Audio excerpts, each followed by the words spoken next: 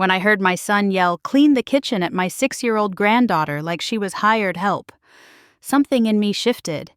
I had paid his bills, covered his mortgage, even co-signed the loan he thought I'd never cut off. But that day, I didn't just take her home. I took back everything he thought I owed him. This story isn't about revenge. It's about waking up. Because sometimes love means saying enough. My name is Marjorie Walsh. And this is how I quietly became the one person she could finally call home. When the bus finally pulled into Raymore's modest downtown, I let out a quiet breath I didn't know I'd been holding. 2 months away was too long, even if I'd been staying with my daughter Natalie and her family. At 67, I missed my quiet kitchen, the dusty morning sun that filtered through my lace curtains, and the creak of the wooden floor George and I had walked across for more than 3 decades. George bought the house back when Travis was just a toddler, a little brick home with a red door and a crooked fence he swore he'd fix every spring. He never did, but it became our constant. Even after he passed, I never considered leaving. It felt like betrayal to move on from the life we'd built, the life we poured every bit of ourselves into. As the driver helped me off the bus, my knees resisted the motion. I pulled my small suitcase behind me, slower now but determined. In my younger years, I would have slung a backpack over my shoulder and jogged down the block. Now I prefer wheels. Pride gave way to practicality a long time ago. Raymore looked the same, and that comforted me. The tiny shops with hand-painted signs, the park with rusted swings, and the senior discount day at the grocery store. It was all still there, familiar if not vibrant. But what I hadn't seen in a while were the small things that used to light up my days, the way Ellie would run across the grass to show me a crayon drawing, or how she'd curl up beside me as I told her stories before bed. Travis's family had moved just a few blocks away when his job situation fell apart 5 years ago. He lost his position in a regional office and started over as a field appraiser, making less than half his old salary. Just until I get back on my feet, Mom, he'd promised, eyes hollow from stress. He and Doreen couldn't afford a down payment, so I stepped in. George had always said our savings were meant to make life easier, not harder. And so I began quietly paying 2/3 of their mortgage each month. They called it a loan, swore they'd repay it, but 5 years later the check still cleared from my account, not theirs. I didn't resent it. Not then. I wanted to help. After George died, the house felt too quiet. Having Travis's family nearby, even if not under my roof, gave me a sense of purpose again. I liked being the one who baked for the school fundraisers and dropped off casseroles when the kids were sick. I told myself it was enough. After settling back into my house, I freshened up and decided not to delay visiting. We had spoken while I was away, but I hadn't seen Ellie in person. At 6, she was gentle and thoughtful. So unlike Doreen's older children from her previous marriage, Gavin age 14 and Tessa 12. Both loud and always demanding. Ellie was more delicate, like a daisy trying to grow in the shade. Their house was about a 10-minute walk, and though the spring air was mild, I noticed immediately how overgrown their lawn had become. The flower beds were choked with weeds, and the once painted shutters were peeling. Travis used to take pride in that garden. Every Saturday morning, he'd be out with his gloves and watering can.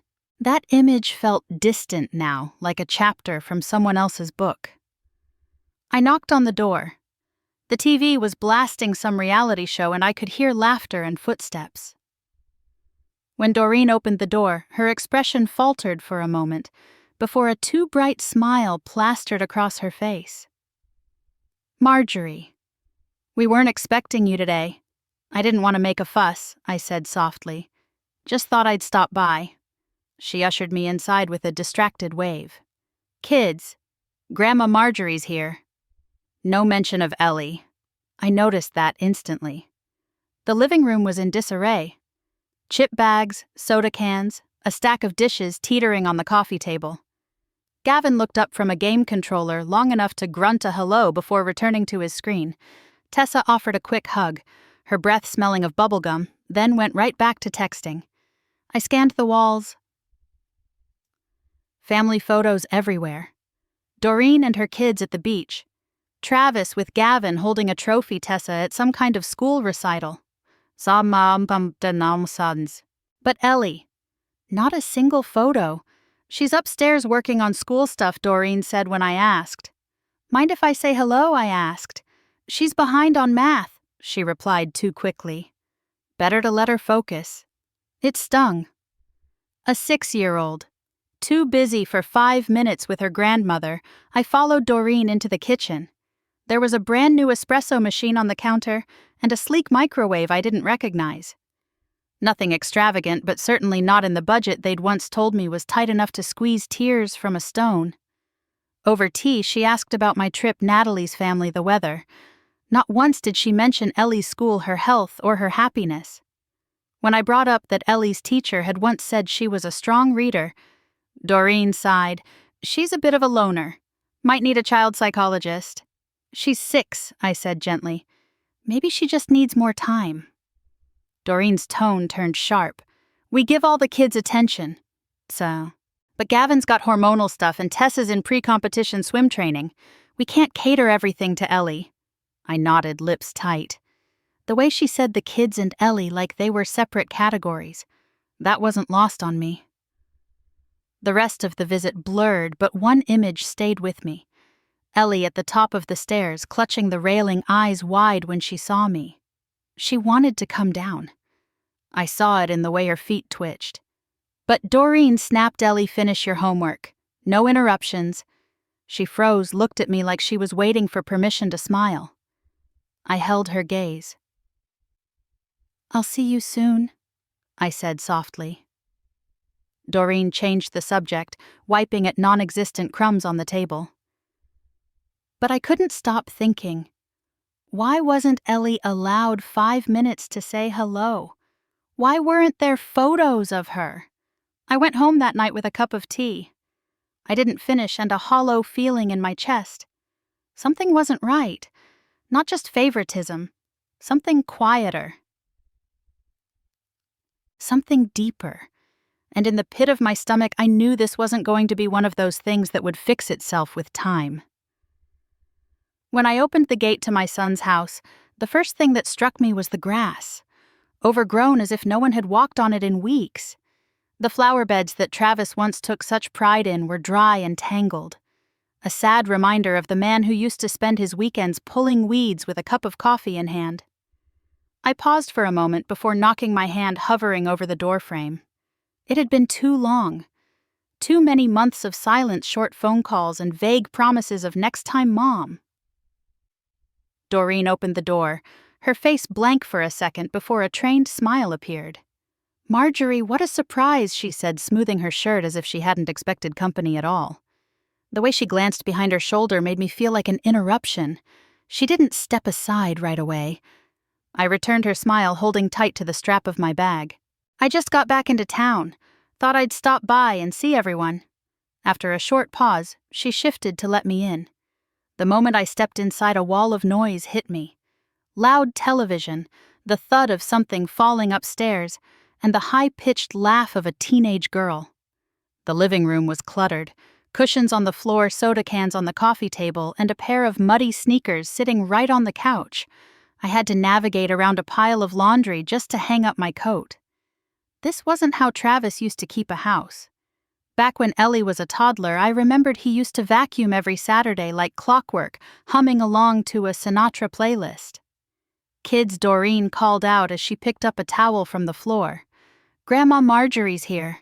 Gavin came down the stairs first. 14, tall for his age, with a look of disinterest that could cut glass. He nodded at me and muttered, Hey, no hug, no warmth. Just a flash of his phone screen as he drifted into the kitchen.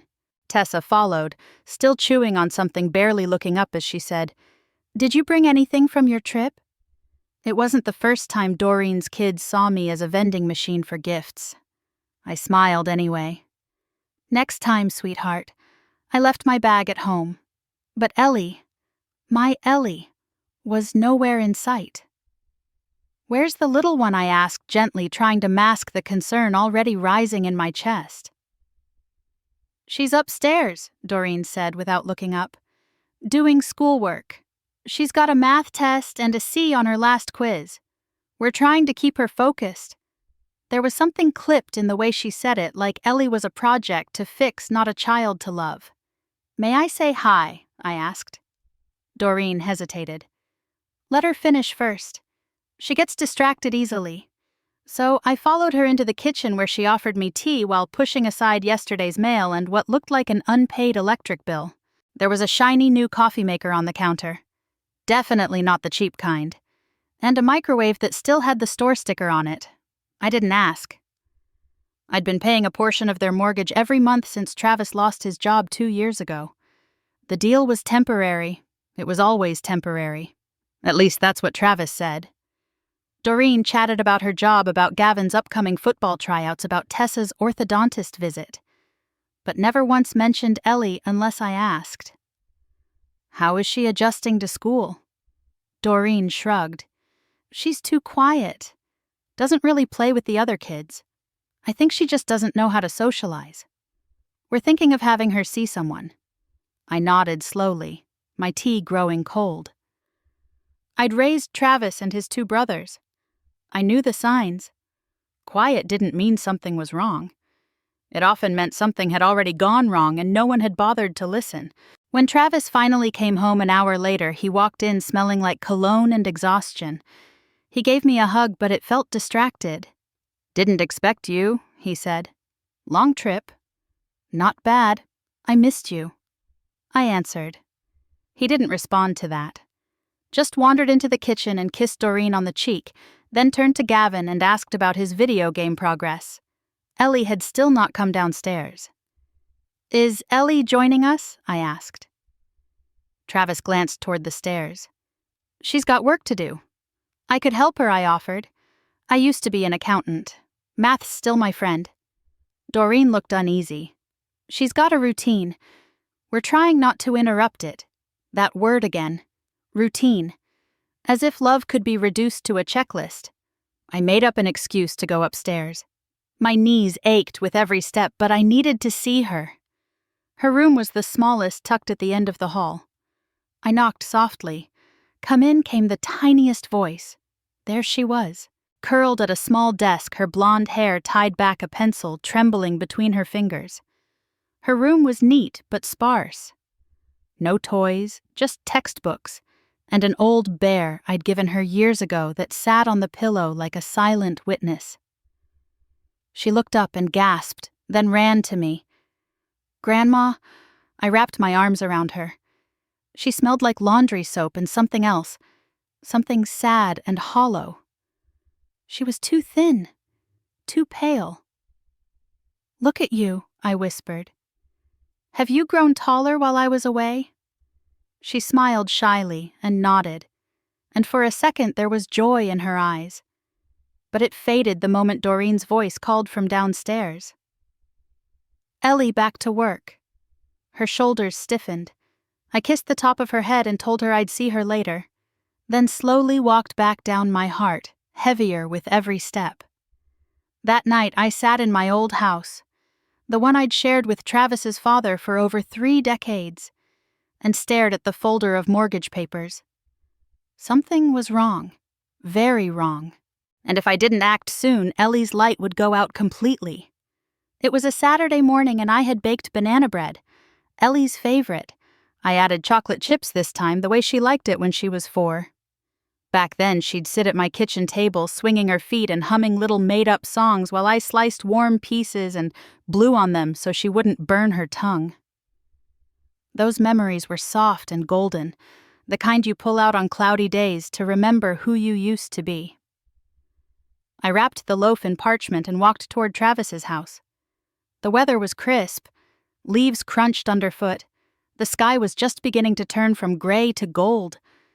I thought maybe this morning I'd catch Ellie before the day swallowed her.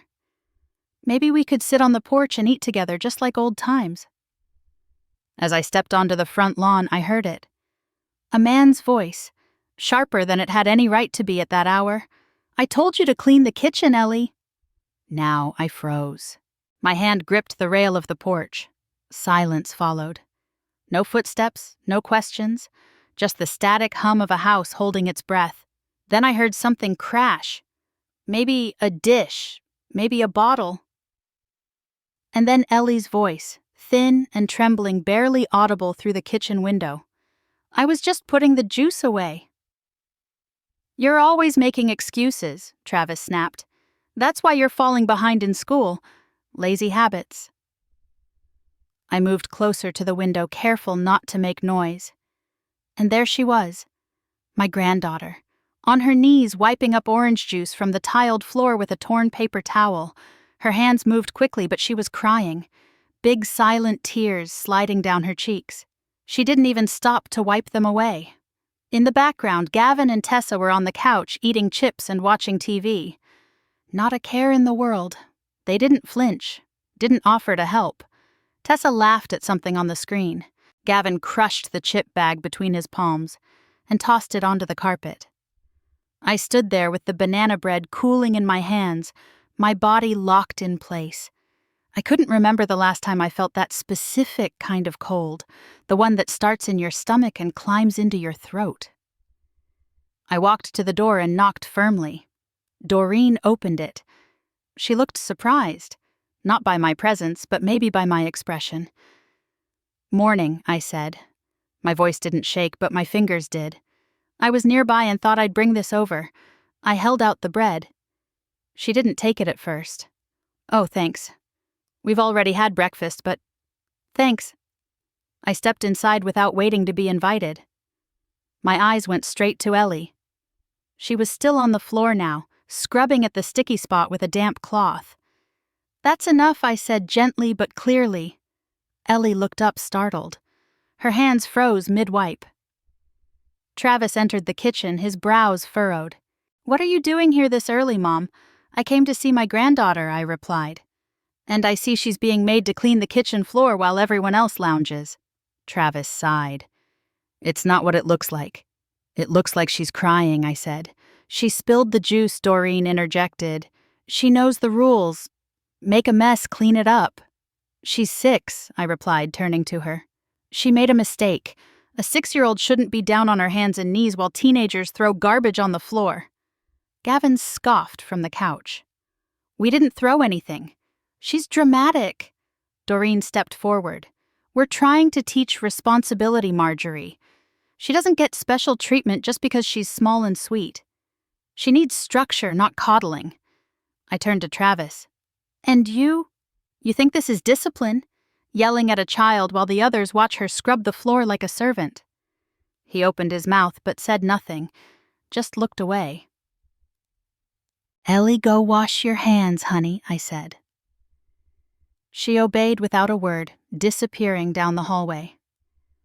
I lowered my voice. "I don't know what happened to you, Travis. I don't know where the father I once knew went. But this is not how we treat children. We're doing the best we can," he muttered. I didn't argue. I didn't raise my voice. I simply placed the banana bread on the counter. Then I turned and walked out the door. Back home, I set the kettle to boil but forgot to add the water. I stood at the kitchen table staring at the empty cup in my hands. My fingers gripped the ceramic tighter than I meant to. I kept hearing it. Travis's voice. The coldness. The power in it. Not protection, not guidance. Control. And Ellie's little voice. I was just putting the juice away. She wasn't afraid of doing something wrong. She was afraid of existing at the wrong time. I sat down in George's old chair and closed my eyes. Something had changed. Not just in Travis, not just in that house. Something inside me had shifted. Because when a child cries without being comforted, when she's made small in her own home, when everyone else eats while she scrubs the floor, that's not just bad parenting. That's cruelty wearing a mask of routine. And I would not allow it to go on. Not anymore. The day I walked up their front steps without calling first was not meant to be dramatic. I simply wanted to surprise Ellie with a dinosaur book I found at the used bookstore downtown. It had these beautiful illustrations, bright, hand-drawn, almost alive. I imagined the way her eyes would light up. She always did love creatures that seemed both real and magical. Maybe because she herself had grown used to living between those two states, real but invisible. As I neared the house, I heard voices, loud ones. I slowed down, hesitant to intrude. The kitchen window was open, and what I heard next chilled me. I said, "Clean this mess up." "Now, Ellie," it was Travis's voice, sharper than I'd ever heard it. I stepped closer to the window, holding my breath. From the gap in the curtain, I saw her. My 6-year-old granddaughter, shoulders hunched, tiny hands gripping the edge of the counter, holding a rag too big for her. She whispered something I couldn't catch. "I don't care if Lance spilled the juice. It's still your job. 10 minutes or you lose cartoons for a week." And then laughter. Marissa and Lance leaning in the doorway, amused, entertained. Something in me snapped. Not loudly, but in that quiet, final way that precedes a storm. My first instinct was to walk away, to keep the peace, to tell myself he's just stressed. But when Ellie looked up, just for a second, and her eyes met mine through the glass, I couldn't pretend anymore. I rang the bell. Travis answered the door with that same practiced smile he always wore when I showed up uninvited. "Mom, didn't know you were stopping by." "Clearly," I replied, stepping in. The house looked posed. Cushions quickly straightened, papers shoved into drawers. The smell of lemon cleaner hung in the air like an alibi. "Where's Ellie?" "In the kitchen," he said casually. "Learning responsibility. While the teenagers play games." "Mom?" "I heard everything, Travis. I was at the window." He stiffened. "She's fine. Don't make this a big deal. She's 6. She's capable. She needs structure." "No," I said quietly. "She needs to be treated like a child, not the housekeeper." He rolled his eyes, muttered something about boundaries. I didn't argue. I didn't raise my voice. I left dinosaur books still in my purse, heart pounding in my throat. That night I sat in the same armchair George once favored. I could almost hear him in the silence, offering no words, just presence. I pulled out the folder from the drawer beneath the bookshelf, the one with Travis's mortgage papers, the ones I'd signed with him 5 years ago. I hadn't looked at them in months. I hadn't wanted to. But I did now. I reread everything. The original down payment. $65,000, my signature, in careful ink, the clause where I was named as guarantor for the primary loan. My monthly transfers noted clearly. 2/3 of the mortgage every month like clockwork. Then something caught my eye. A date. A second loan, taken out 8 months ago, against the same property, $50,000. I blinked. No call, no mention, no conversation. I flipped through the attached documents, found the signature line. It was Travis's alone. I felt a tightness rise in my chest. Not anger yet, not even sadness. Just something hollow, something quietly cold. He had known I wouldn't ask, that I wouldn't check, that I trusted him. I picked up the phone and called Raymond.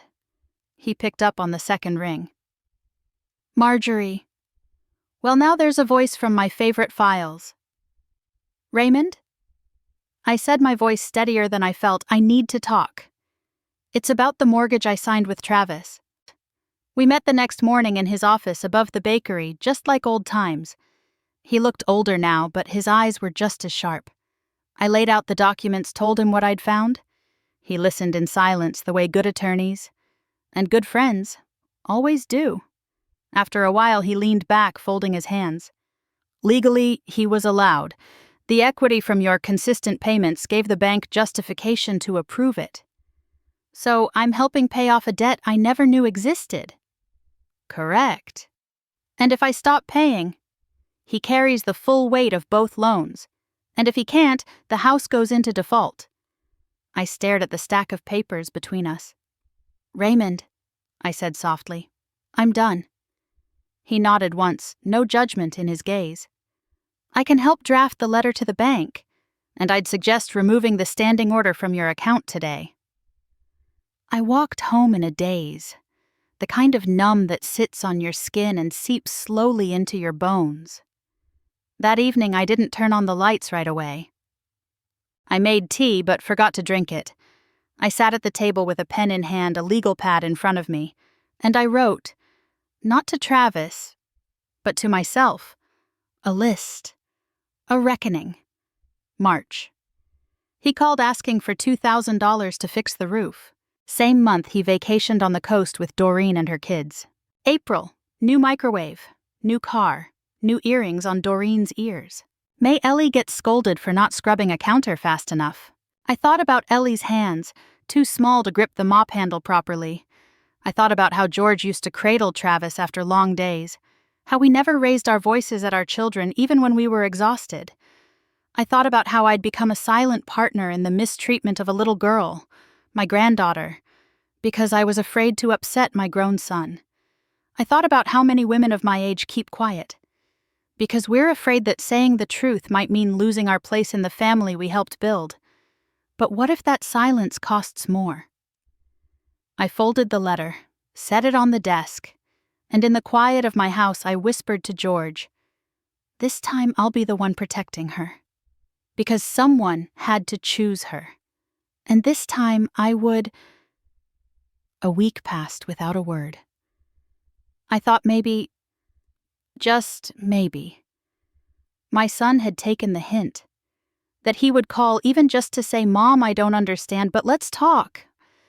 I thought maybe Ellie would show up at my doorstep with one of those shy drawings she used to make for me folded in half and labeled in crooked letters for Grandma. But there was nothing, just silence. Until the envelope came. It was from the mortgage bank, addressed to me because I was still listed as the third-party contributor. The letter was short, clinical, but the message hit like a slap. Reminder payment overdue. 1 month delinquent. I sat at the kitchen table, the letter trembling slightly in my hand. So he hadn't made the payment, not even a partial one. He hadn't tried. That night, just before 9 p.m., my phone rang. Travis! My heart thudded. I picked up and tried to sound neutral. Hi, sweetheart. Don't sweetheart me, Mom. His voice was sharp. Tired but not broken. Angry. What the hell is going on? I got a notice from the bank. Are you seriously cutting off the mortgage payments? Is this some kind of punishment? I closed my eyes. There it was. No question of concern. Just his fear of losing comfort. Yes, I've stopped, I said quietly. I can't support what's going on in that house anymore. Oh, come on, he scoffed. Because Ellie didn't say hi fast enough because she does a few chores. This is insane, Mom. It's not just about that. I said, my voice steady. I see how she's treated. She's cleaning your kitchen while her step-siblings lounge on tablets. She's being spoken to like a burden. You don't hug her. You don't even see her. He didn't respond immediately. I heard him exhale. She's fine, he muttered. She's a quiet kid, always has been. She just needs structure.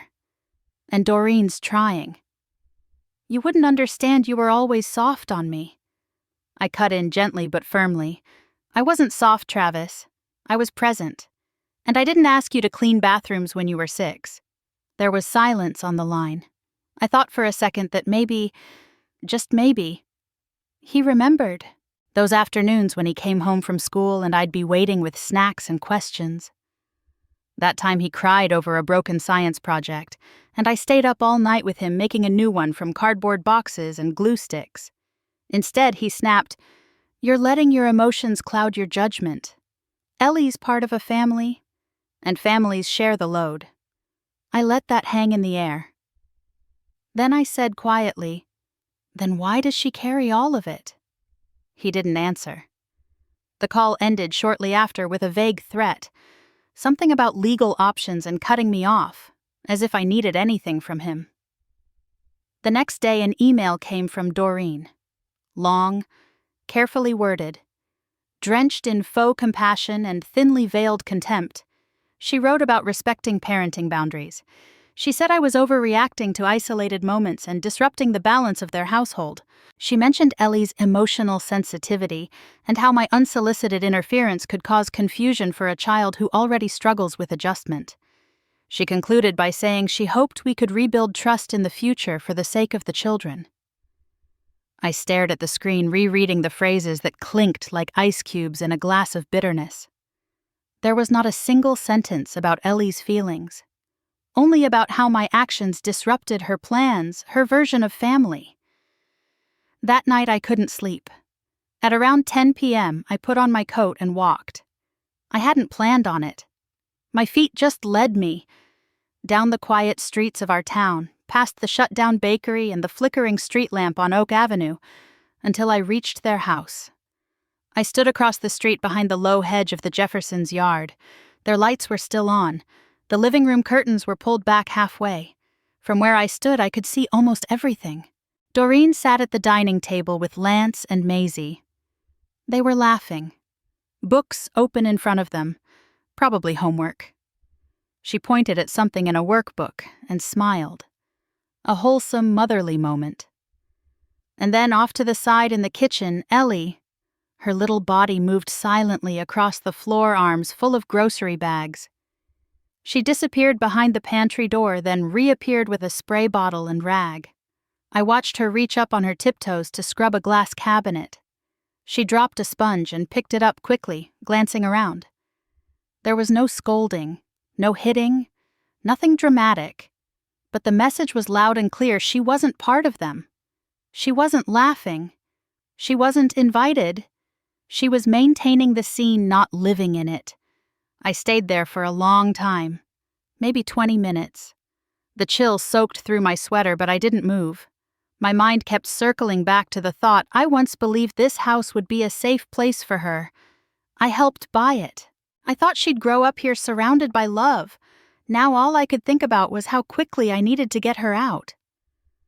As I turned to walk back home, I made myself a promise. No matter how long it took, no matter how angry Travis got, no matter how Doreen spun her web of words, I would not let Ellie grow up feeling like she was invisible. I wouldn't let her believe love had to be earned with labor. I would not stand quietly while my granddaughter faded into the wallpaper of her own life. No more waiting. No more hoping they'd change. It was time I changed what I could, and I knew exactly where to start. It was a Saturday morning, the kind where sunlight poured through the curtains in soft golden streams, and the scent of coffee lingered a little longer than usual. I had just finished folding laundry when I heard a car door slam. Not one, two, then footsteps up the walkway. I opened the front door before they rang the bell. There stood Travis and Doreen, both wearing strained smiles and sunglasses that didn't suit the season. And between them, holding a too small backpack with frayed straps, was Ellie. My heart stopped for a second. "Hey, Mom," Travis said, his voice a little too upbeat. "We were just in the neighborhood." "Were you?" "Now," I replied, scanning their faces. Doreen jumped in. "We thought it might be good for Ellie to spend some time with you. You two are so close and well. It's summer break coming up. Gives her a change of scenery." "A change of scenery," I repeated slowly, as if testing the weight of the phrase. "She's been saying she misses you," Doreen added. "And honestly, things at home are a little chaotic right now with Lance's sports and Maisie's summer school. She might get more attention here." I looked down at Ellie. She didn't smile. She didn't cry. She just looked tired. That kind of tired that no 6-year-old should know. She held the backpack tight against her chest like it was all she had to hold on to. "What do you think, Ellie?" I asked softly. She shrugged, eyes on the porch step. "Just for a few weeks," Travis said quickly. "We'll check in. She's got her toothbrush and a few clothes. And she can sleep in the guest room, right?" "Of course she could. She always could." Doreen leaned down and kissed Ellie on the head. Too fast, too stiff. "Be good, okay?" she said, already turning back to the car. Travis gave a nod, not even making eye contact. "Thanks, Mom. We really appreciate it." And just like that, they were gone. No call us if you need anything. No extra shoes. No bedtime toy. No medication. No note about school. Nothing. Just a child in a backpack. Dropped off like a package someone didn't want to carry anymore. I closed the door behind us. Ellie walked to the middle of the living room and stood there for a long time. She didn't ask where to put her things. She didn't move toward the couch or the kitchen. She just stood there like she was waiting for someone to tell her what to be. "Sweetheart," I said, kneeling beside her. "You're safe here." She looked at me with those wide eyes. "Can I really stay?" I nodded. "As long as you want." She didn't say anything, just wrapped her arms around my waist and leaned in her little face, pressing into my shoulder. I felt her exhale, and for the first time in what felt like forever, she didn't seem like she was trying to disappear. That night, I tucked her into the guest bed, which we now officially called her room. She chose the pink sheets with tiny white clouds, and we laid out 2 picture books beside her pillow. Before I turned off the light, she whispered, "Do I have to clean anything before I sleep?" My throat tightened. "No, baby," I said. "You just get to rest." She nodded, and for the first time I saw her smile. Not big, not bold, but real, a seed of something we could grow. The next morning, I called Raymond. I have a feeling I told him that they didn't leave her here out of kindness. They left her because she was inconvenient. He didn't argue. "I want to file for temporary guardianship," I said. "They can call it what they want. Vacation break, whatever. But I need something in writing, because if they come back in a week saying they've changed their mind, you'll need legal standing to protect her." Raymond finished. "Yes." "Good," he said. "We'll start with emergency custodial paperwork. Temporary but legally binding. It'll give you medical decision rights, school authority, and protect you when they challenge it." We met the next day and filed the papers. Quietly, without ceremony. Just 2 signatures and a deep breath. Back at home, Ellie had begun to unfold. She helped me water the garden, and I let her pick which vegetables we'd use for dinner. We built a reading nook with pillows by the window. We played Uno. She giggled when I forgot the rules. She asked if we could bake cookies just because. Every night before bed, she started to ask, "Can I stay one more day?" And every time I said yes. But I knew that day was coming. The day Travis or Doreen would realize what they'd given up. Maybe because they'd missed the tax credit. Or because Maisie needed to share a room again. Or maybe just because their pride would demand it. So I waited. I documented everything. And I made sure Ellie knew, every single day, that she wasn't just staying here. She belonged here. It had been 21 days since they dropped Ellie off. Not a phone call, not a message, not even a check-in. Ellie had begun to ask less often whether she was staying just a few days. She no longer slept with her shoes beside the bed just in case she needed to leave quickly. She hummed while brushing her teeth. She named the squirrel that ran across the back fence. She called the spare room my room without pausing to look for permission. And then, on a Thursday morning around 10:30, I saw a car pull up. Not Travis's. Doreen stepped out. Alone. She wore oversized sunglasses, flats too tight for walking, and a scowl that looked rehearsed. She didn't knock. She banged. 3 sharp hits on my front door. I opened it slowly, already knowing this wasn't a social visit. "Good morning," I said, my voice even. She didn't return the greeting. "I'm here for Ellie." "Excuse me, I'm taking her home," she said. "We didn't agree to anything permanent, and frankly, this has gone on long enough." I didn't move. I didn't step aside. "And where's Travis?" I asked. She waved her hand. "He's at work." "But I don't need him here. I'm her stepmother." "You don't have any legal custody," I said. "You're not on her birth certificate, and you're not taking her without paperwork." Doreen's lips tightened. "Are you serious?" "As a heart attack," I replied. "If you want to remove Ellie from this home, you're going to need a court order." Doreen's eyes narrowed. "You can't keep her like some dog at a shelter. She has a family. She has safety," I said. "And as of last week, she also has temporary guardianship under my name. Signed, and filed. I reached behind the door, opened a folder, and handed her a copy of the paperwork, legal, notarized, and bearing Raymond's signature at the bottom. She stared at the page like it was written in a language she didn't speak. "This is a violation," she hissed. "You're kidnapping her. I could call the police right now." "You could," I said calmly, "but you'll find that law enforcement doesn't take kindly to people removing children from homes where they are legally placed, especially without their legal parent present." She stepped back. "Travis didn't know you filed this. You went behind our backs." "No, I said you walked away from her." "I simply stayed." Doreen's voice cracked. "You think you're better than us because you bake cookies and read bedtime stories. This isn't a fairy tale, Marjorie. She needs rules, discipline. She needs to feel wanted," I said. "She needs to know she's not disposable." Doreen's mouth opened like she was about to shout, but then she caught sight of something behind me.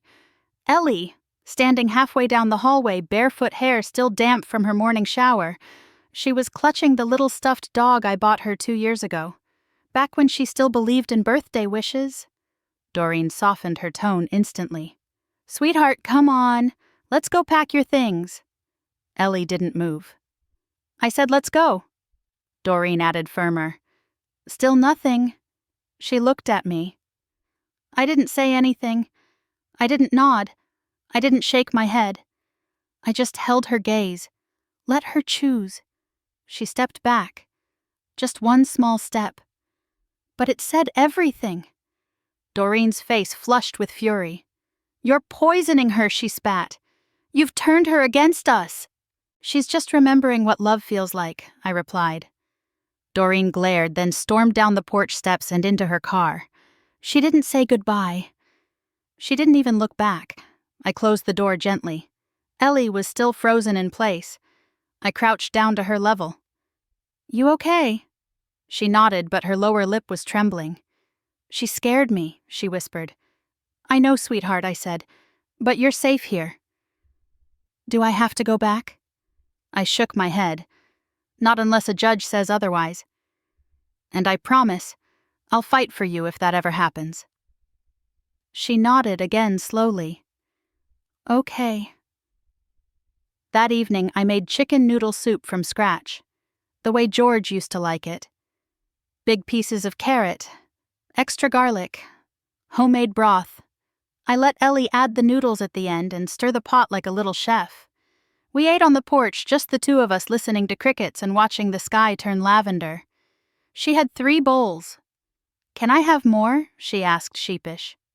Of course, I smiled. "There's always more." She leaned her head against my arm and whispered, "This is the first time I ever had enough." I closed my eyes for a moment. Then I whispered back, "And you always will."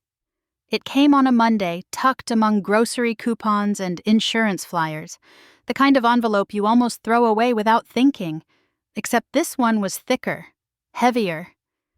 My name wasn't printed on it, not exactly. It was addressed to Travis and Doreen, but a copy had been sent to me probably out of bureaucratic habit, or because some database hadn't been updated to reflect my official withdrawal. The logo on the corner was from the bank. Blue ink, clean font, far too calm for what the letter held inside. I stood at the kitchen counter and opened it with the old silver letter opener George used to keep on his desk. I hadn't used it in years. The blade caught a sliver of sunlight, just enough to feel cold. Notice of foreclosure. Final demand for payment. I didn't react right away. No gasping, no swearing, just a long exhale. Like I'd been waiting for this for far too long, and it had finally shown up, not as a surprise, but as confirmation. So they hadn't paid. Not even a partial payment. Not after the last warning. Not after all those silent weeks. I laid the letter flat on the counter next to the mug of tea I hadn't touched in hours. The scent of chamomile had already faded. Was I angry? No. Was I satisfied? Not that, either. It felt more like the end of a season, like watching leaves fall because the tree finally accepted that summer was over. I walked to the window and looked out at the garden. The lavender was in bloom again. Ellie loved that. She said it smelled like purple should smell. That's where I was when the phone rang. I let it go to voicemail the first time, then the second. But on the third, I picked up. Because I knew who it was, and I knew I wouldn't want to hear what he had to say in a recording. Mom Travis barked. "What the hell did you do?" "Hello, Travis, don't give me that. They're foreclosing the house. We got the notice today. 30 days. 30 days. Do you know what that means? Do you even care?"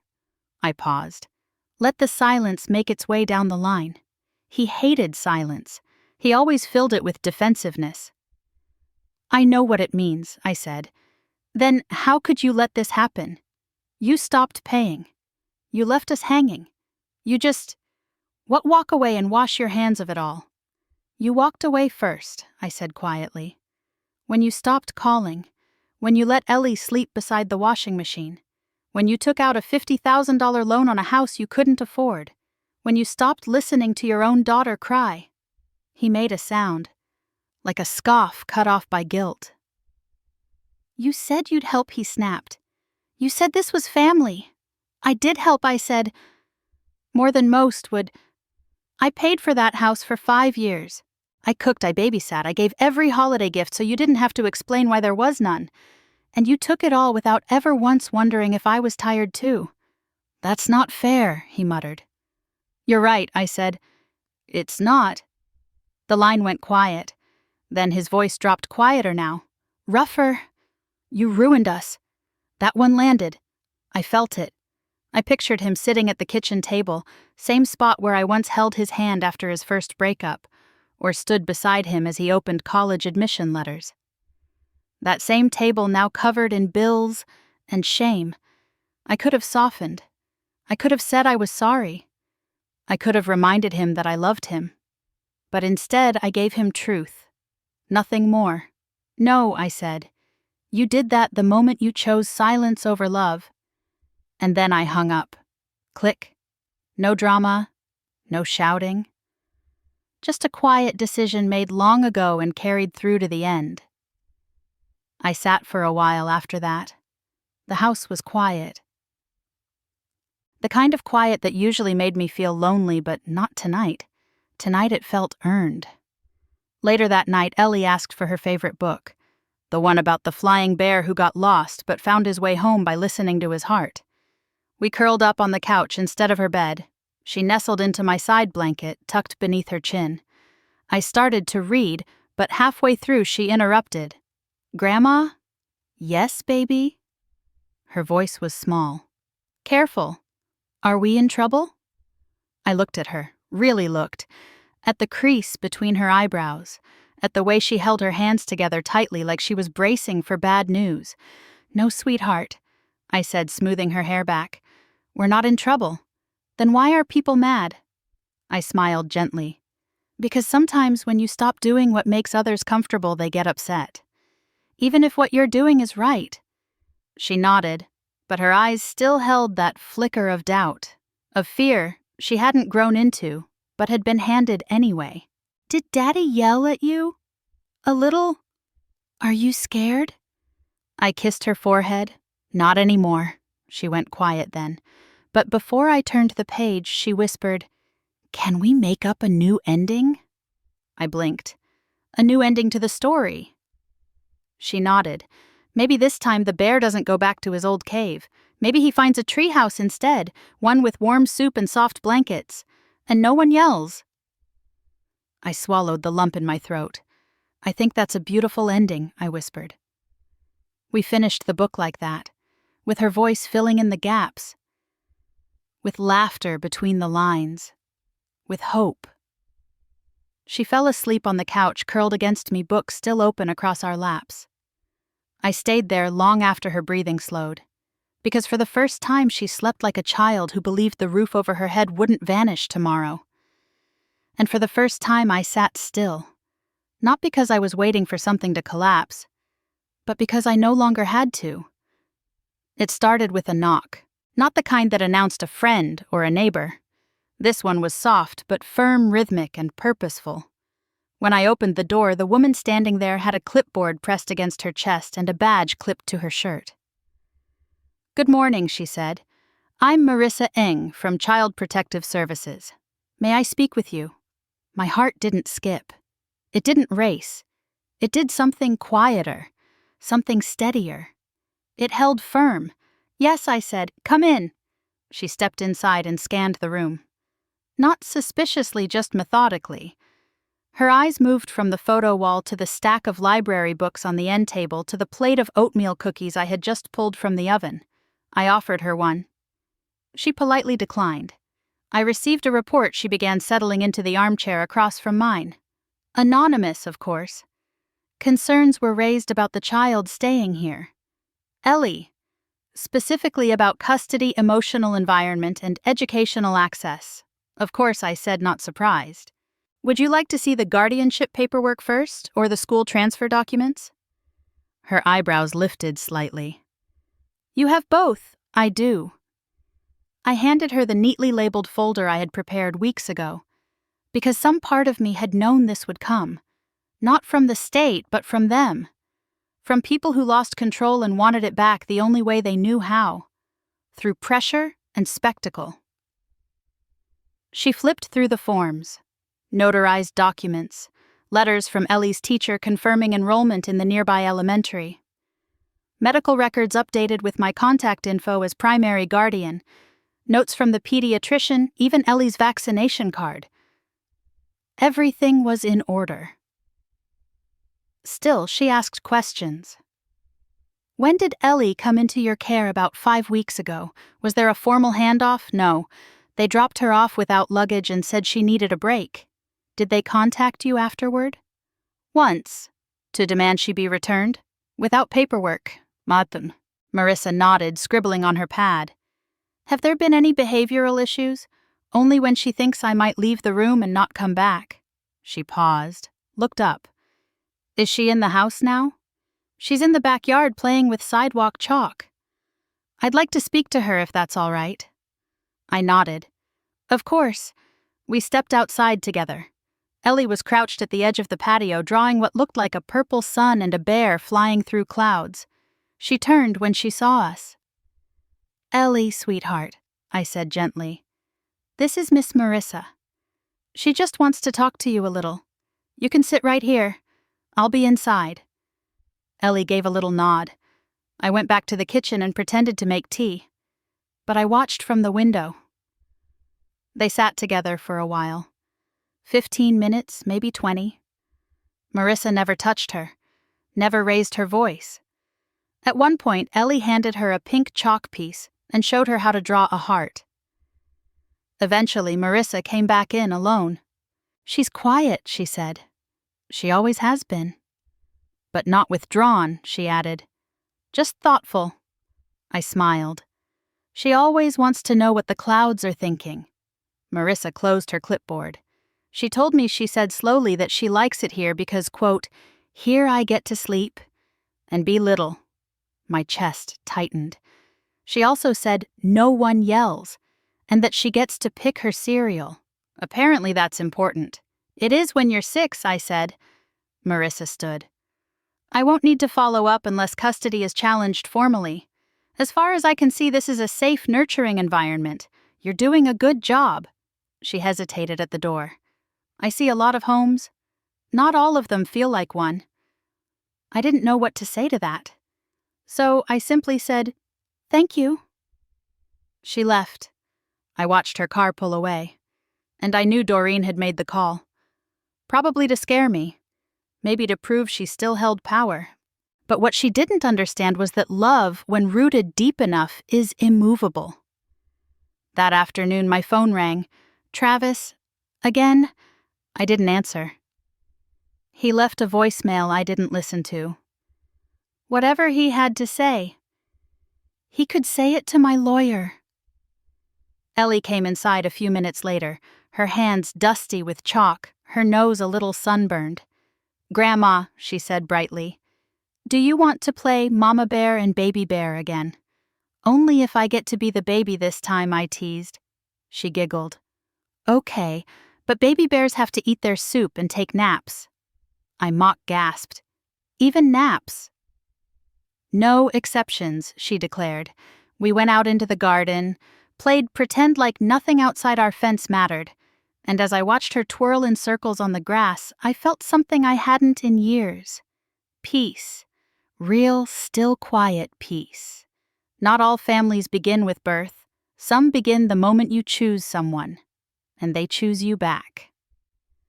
It was a Sunday afternoon when he came.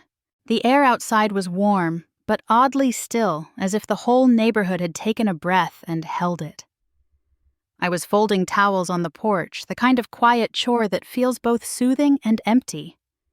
I had just finished pairing socks when I saw the car.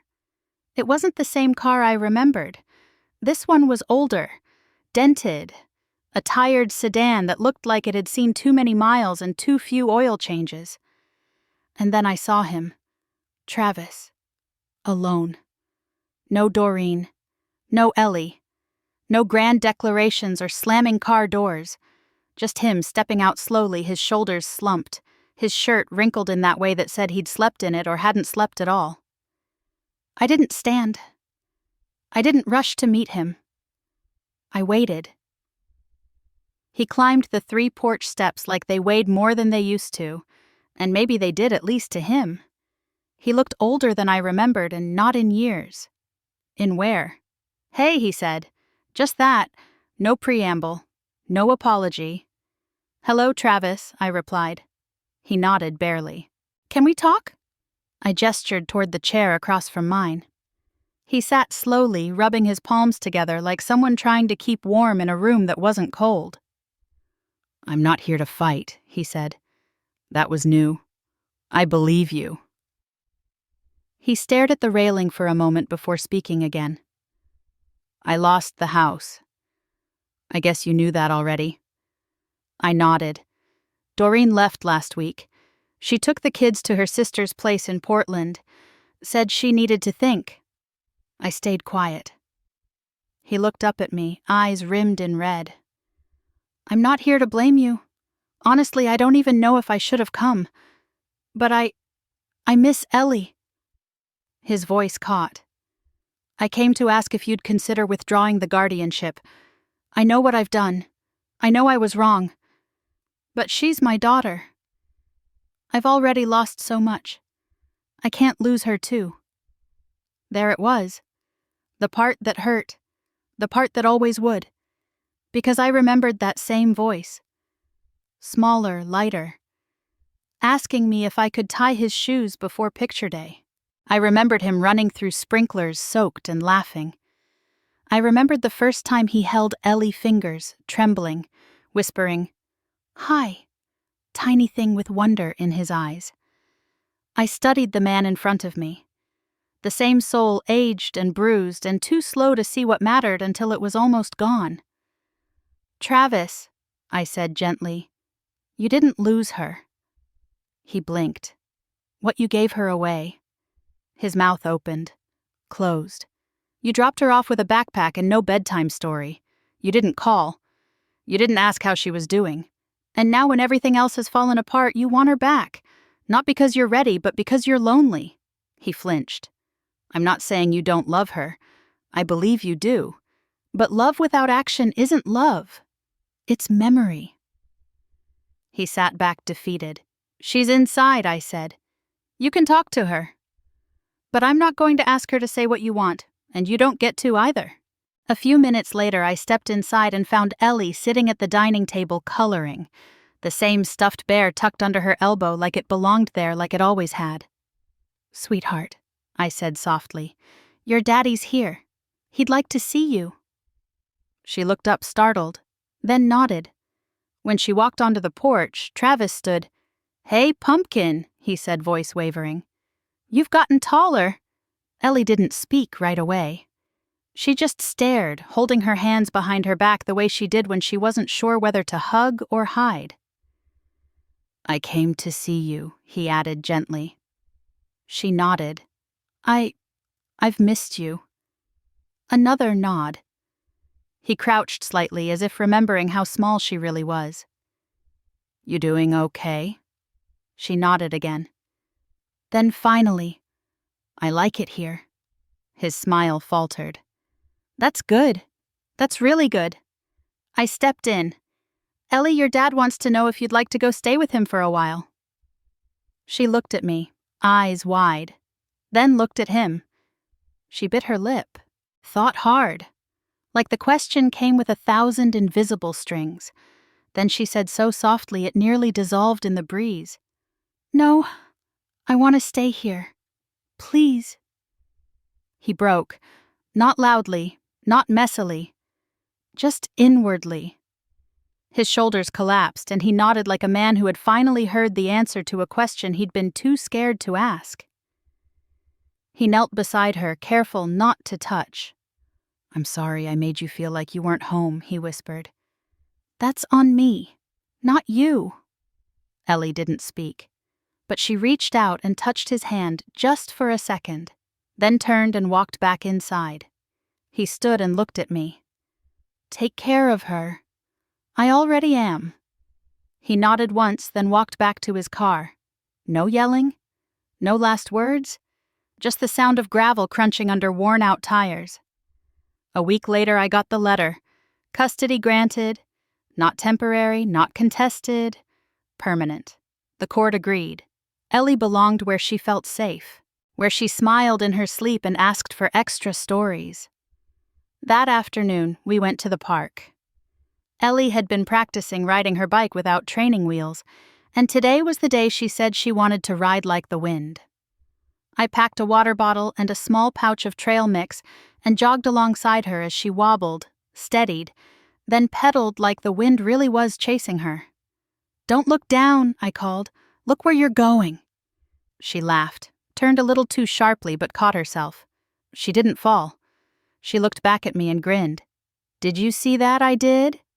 I laughed. "You're flying." She made another loop, more confident this time. I watched her, the way her braid bounced against her back, the way her knees pumped like she was chasing something only she could see. And I thought, this isn't revenge. This is restoration. This is what it looks like when love doesn't flinch. When it stays. When it says, "I'll be here no matter how long it takes." She came back around and skidded to a stop in front of me. "I'm hungry," she declared. "Perfect," I said. "I brought snacks." She grabbed the pouch, took a handful, and offered me the rest. We sat on the bench side by side, legs swinging. And for the first time in a long time, there was nothing to explain. No one to win against. No fear. Just us. Just enough. If you've ever had to choose between keeping the peace and protecting someone you love, if you've ever been told to stay quiet when your heart was screaming to act, then maybe like me you know what it means to find strength in stillness. What would you have done in my place? Would you have let them come back for her? Or would you have stayed quietly like love sometimes does? If this story touched something in you, I invite you to share your thoughts below. Your story might be the light someone else is waiting to see. And if you'd like to hear more real stories about family quiet courage and the ways we reclaim our worth, don't forget to like, subscribe, and tap the bell, so you never miss the next moment when love decides to stay.